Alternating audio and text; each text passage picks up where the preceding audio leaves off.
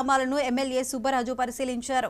లంకాప, ఠానే లంక, కూనెలంక, గురిజాపు లంక, కోమరగిరి లంక గ్రామాల్లో కూటమి నాయకులతో కలిసి ఎమ్మెల్యే సుబ్బరాజు పర్యటించారు. పంట నష్టపోయిన రైతులందరికీ న్యాయం చేస్తామని, ఇళ్లు దెబ్బతిన్న వారిని ఆదుకుంటామని, నదీ కోత నివారణకు చర్యలు చేపడతామని ఎమ్మెల్యే సుబ్బరాజు స్థానికులకు తెలిపారు. ఈ సందర్భంగా ఎమ్మెల్యే బియ్యం, నిత్యావసర సరుకులను బాధితులకు అందించారు.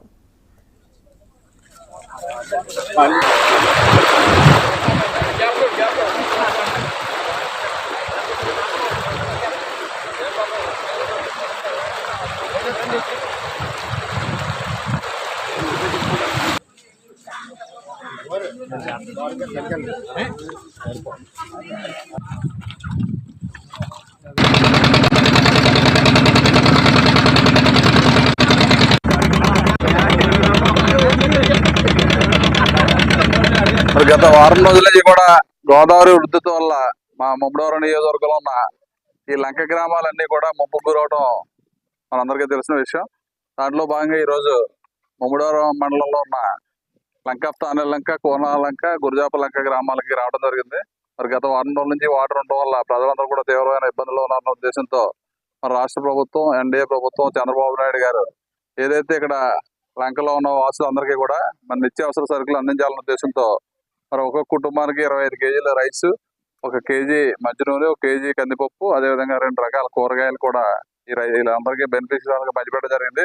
మరి అదే కాకుండా ఏదైతే హౌస్ మునిగిపోయిన హౌస్ లోకి నీరు వెళ్ళి అటువంటి వాళ్ళందరినీ కూడా బెనిఫిషరీస్ అందరినీ ఐడెంటిఫై చేసి వారందరికీ కూడా కుటుంబానికి 3000 రూపాయల ఆర్థిక సాయం ఈరోజు ప్రభుత్వం ద్వారా మన నియోజకవర్గంలో ఉన్న అన్ని గ్రామాల్లో కూడా చేయడం జరుగుతుంది.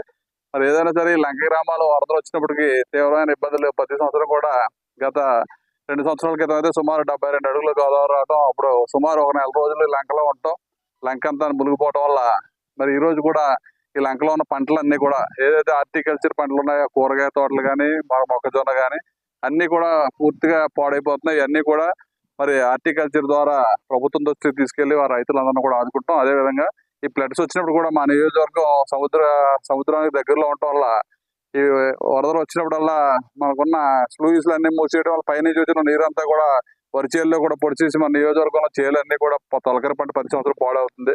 అది కూడా ప్రభుత్వం దృష్టికి తీసుకెళ్ళాం. వారందరికీ కూడా ఏదైతే నష్టపోయారు పంట అందరికీ కూడా మన ప్రభుత్వం నుంచి తక్షణ సాయం చేయాలని చెప్పి చంద్రబాబు నాయుడు గారి దృష్టికి తీసుకెళ్ళాం.